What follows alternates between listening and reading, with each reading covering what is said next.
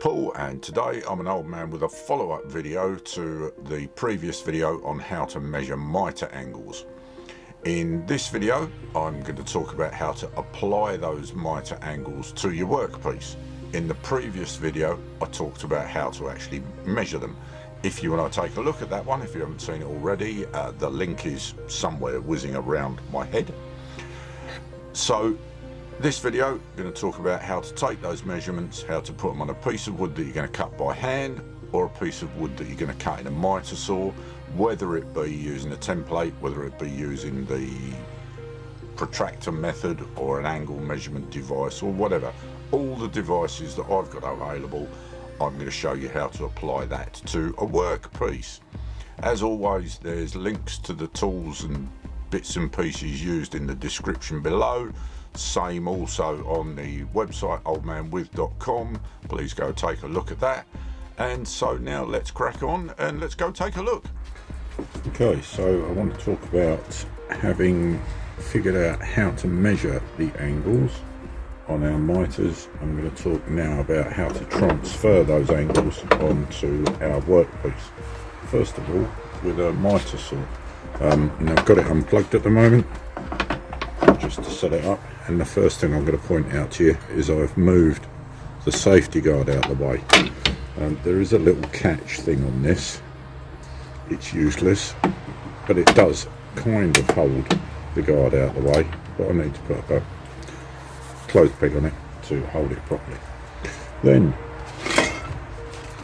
if I take my folded template, relatively easy really, spin the mitre saw round and I just line it up with the template, put it out to its furthest extent, make sure it slides gently down it just to make sure I got the angle right. Not quite yet.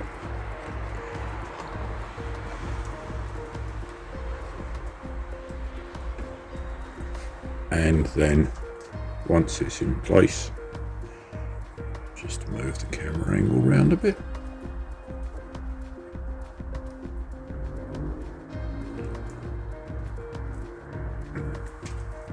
Once I'm happy it's in place, I tighten it up with the adjustment knob. So that's my folded template. If I did a similar thing and did it with my sliding bevel, I'd do exactly the same. Set my sliding bevel to the angle, and then I'd put my one leg of the bevel against the back of the saw and the other leg along the blade. And exactly the same with the bore matrix. If I set it at a random angle now,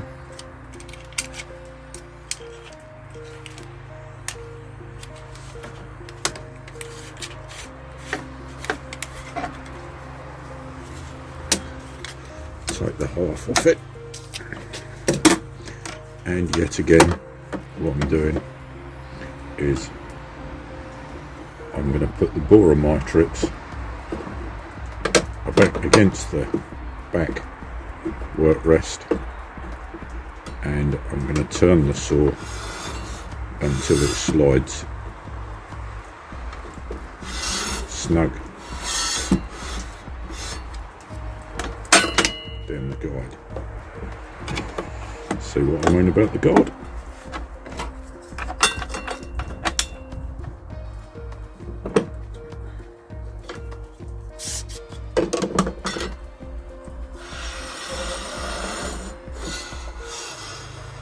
Yeah, happy with that. So that's how you do it with the template method of adjustment. Then if you were using the template method to mark up a piece of wood, if you were going to cut it by hand with a handsaw, tenon saw or whatever, then you would need a sliding bevel to set the angle, and then you'd mark it on your piece of wood as shown here. In this particular picture I've opened up the bevel so that my template angle is actually on the outside of the bevel adjustment, but I could just as easily have done it as it was set before to do the mitre saw, and just flip the sliding bevel over so that the body sits on the other side of the wood and marks in the other direction. The challenges come when we start trying to use actual angles to adjust a mitre saw. If you're doing it to cut a piece of wood that you're going to cut by hand, it's not a problem because you just set your sliding bevel to the angle on your protractor. You transfer the mark onto your piece of wood exactly as I showed you in the last picture, and job done. All you've got to do is cut it. However, on the mitre saw there is a peculiarity, and you can see it here. Here's the saw swung over to about 45 degrees in one direction. You'll see the line appearing at 45 degrees on the protractor and the line that matches up on the saw at 45 degrees. By the way, this is matched up with this point on the side of the saw. So that's okay, that's 45 degrees, we're fine on that. Now, if we were to imagine swinging the saw around to 90 degrees, here's our 90 degree mark, and again there's the 90 degree mark on the saw, which again lines up with the side of the saw. So that's okay, except it isn't. We'll come back to that in a second. Now we can look at 45 degrees in the other direction, and again seems okay. In this instance it lines up with the other side of the saw, because that's the way that this particular saw works. Looks simple, but it isn't. And here's the problem. Here's our 90 degree mark on our protractor, and here's our 90 degree mark on the saw, but it isn't 90 degrees, it's 0. On the saw, a right angle cut, or 90 degrees as we see on the protractor, is actually marked as 0 degrees on the saw adjustment plate, and you must bear that in mind. So the way to set your mitre saw, if you are using a protractor to measure an angle, you need to take the angle measured on your protractor and subtract it from 90 degrees. If the angle on your mitre that you want is 60 degrees, subtract it from 90, and the angle you will set on your saw is 30 degrees. You're going to have to try it a few times before you get the hang of it, more than likely. Don't worry about that. Practice makes perfect. Always practice before you make your final cut. Get a bit of scrap wood, try it out, just check the fit and all the rest of it. And as I was sat here doing the editing on all the videos, I suddenly realised I hadn't talked about the vertical angle setting of the mitre saw. So if you're in your situation where you need to cut your work flat on the mitre saw base, then you're going to use the vertical cut adjustment, which is shown to the rear of the picture here. And the rules are exactly the same as the adjustment on the front plate. The angle is 0 when it's in the 90 degrees, and the 45 is 45. So you need to do the same calculations. If you're using something like the Silverline angle finder, it's not a problem because it calculates the mitre angle for you. If you're using something like the Starrett angle finder, that will also calculate the angle for you.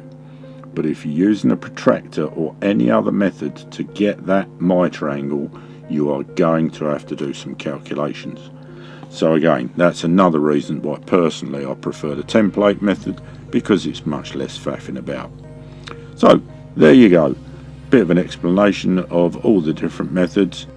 Hope it's been of some use to you. Hope you've enjoyed watching. If you've got any questions, by all means add them in the comments.